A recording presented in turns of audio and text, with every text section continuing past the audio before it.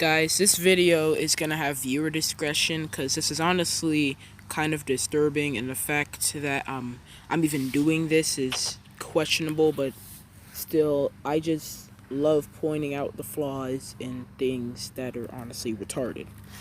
I'm sorry for saying a no-no word, YouTube. Do not demonetize me.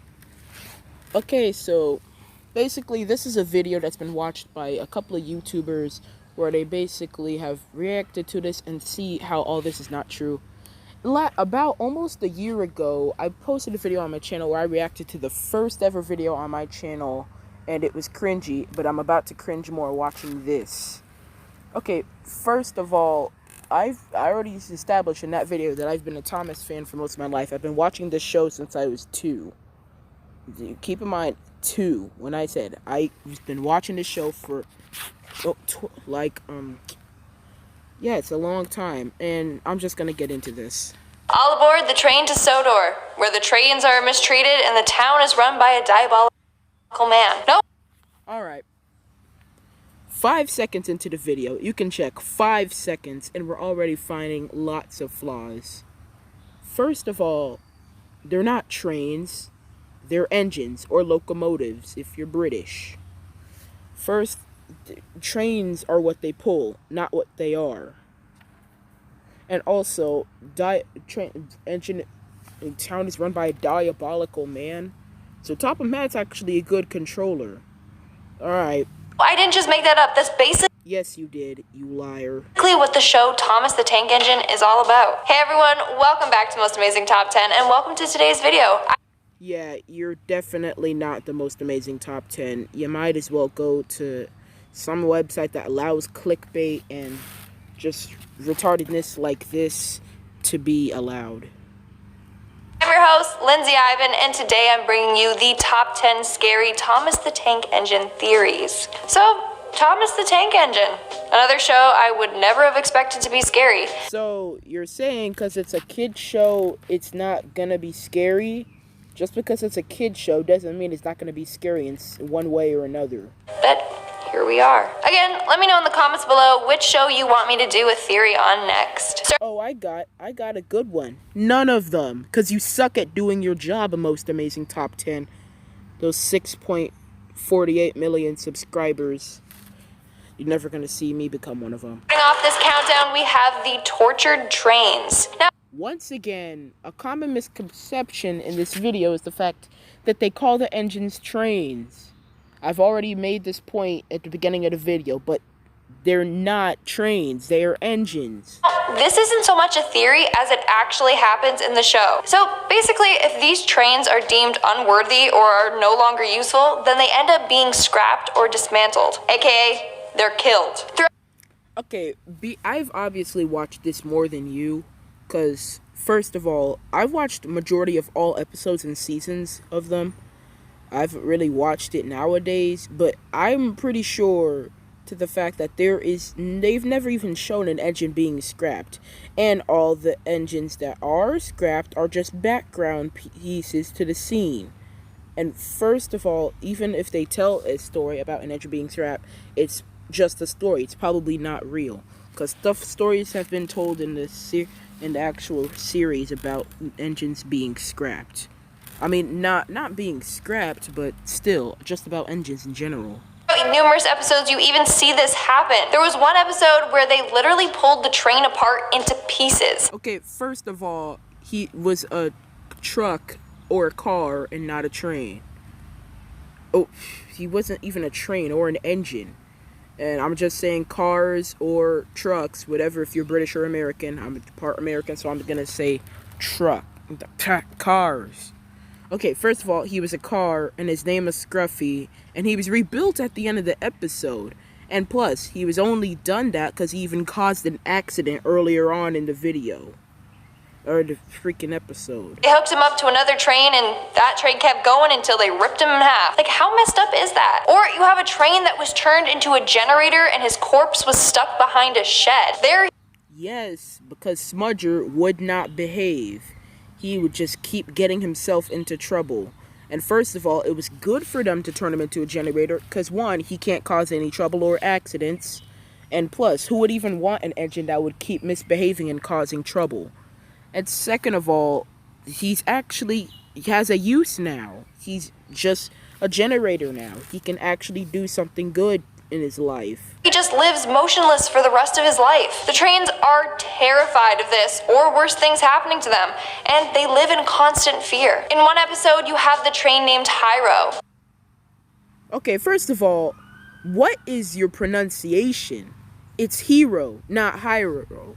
If you actually watched now that I think about it, she said it was an episode. It wasn't an episode. It was a movie or a special. That was not an episode. First of all, like I said earlier, it's Hero, not Hyro. Hyro is shown living and hiding out in the woods since he is terrified that he is too old and will be deemed useless and then murdered. That's not true. If you've actually watched the special, like me on the DVD, based off of what I could comprehend at the time, since I was like 6 when I watched this. Wait a second. Yeah, I was 6. I was basically 6 when I watched this special, and first of all, he was just sitting there, based off of what I could comprehend. I think he was just sitting there mainly because, well, I guess he was like that when he stopped running out of nowhere. I guess they forgot to fix him. Once again, correct me if I'm wrong in the comment section below, because I've not seen this in years now. Or how about the episode where the manager of the railway totally harassed the train James? First of all, he's not a manager. He's a controller, and it's Sir Topham Hatt, first of all. And he didn't harass him in that episode. This talking about the episode Tickles Pink, where James was painted pink for his undercoat so that his red paint could go over it. And it's just wrong. They're generally wrong about this theory at all. Or these lies, I should call it. No, this should be top 10 Scary Thomas the Tank Engine lies. Because that's what you're doing. You're also disrespecting Britt Allcroft, the creator of the show. You're just disrespecting her in general. This is messed up what you're doing, man. This is just messed up. He painted him pink so that people would just laugh and make fun of him. As a result, James was humiliated and spent the whole episode hiding in a tunnel. First of all, he didn't spend the entire episode there. He hid in that tunnel at one point of the episode, then got out and gathered courage and confidence to go out and not be ashamed of himself. And second of all, at the end of the episode, he was supposed to going to Sir Topham Hatt's granddaughter's birthday party. And it was a good thing that he was painted pink, because all of her friends and her loved the color pink. Messed up is that? Coming in at number 9, we have the psychiatric hospital child. Now, what does this have to do with the entire show altogether? People have a theory that Thomas the Tank Engine is literally just a child playing. People have a theory? You mean you have a made-up lie about Thomas with his train set? I mean, this would explain why there's only one voice for all the characters, and often it's in third person. Okay, they're talking about when there's only one voice for the characters, yet they show up the CGI series where each character was given their own unique voice in that series. That just shows how poorly researched and edited this video is. It's the child explaining the story. It also explains why the trains talk but don't move their faces, just their eyes. This is also why the Okay, first of all, that was like in the first 5 to 6 seasons. I don't know. That was like in the first, up to season 8. I think it's season 10 they actually started making them move. Just still, they're just thinking about certain parts of the show and using that, even though more experienced people would actually know. Characters remain motionless. So people think that this child is locked in a psychiatric hospital and the only toys he plays with. Here's to collaboration, the flashpoint where ideas become innovation. Here's to CenturyLink Engage. Are these ones. The child has a very sadistic mind and tortures these trains. In fact, the child imagines himself as Sir Topham, the controller of the trains. He then lashes out at the trains, often destroying them. The hospital is trying to get the boy to...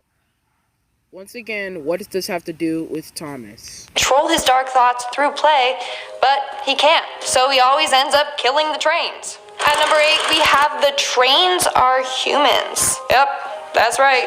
People have theorized that the trains were once real people. These people are now trapped inside the trains' bodies and can no longer control themselves. They can only move their eyes and they can't even speak on behalf of themselves. So, how did these people become trains? Well, people believe that Sir Topham is an evil scientist that had a bunch of henchmen working for him. When these humans were no longer useful, he turned them into trains. And when they're no longer useful as trains, he kills them. Another theory is that there was an explosion at a I have no words for how wrong this theory is. I'm literally left at a standstill. nuclear power plant. As a result, all the workers turned into these weird gray blobs with everything being paralyzed but their eyes. Now, in order to preserve them on trains, and that's why the trains have gray faces. Moving on at number 7, we have the slaves. So people believe that these trains are slaves. Every day they have to work their hardest to avoid death. They're engines. That's their main function. They're meant to do work. Like, how do I explain this? If you know what a train or steam engine is, you got me saying they're trains now. If you know what a steam engine is, then you know that its main purpose is to work. And plus, it even says that they enjoy, in the majority of episodes, it even says that the engines enjoy working on the island of Sodor.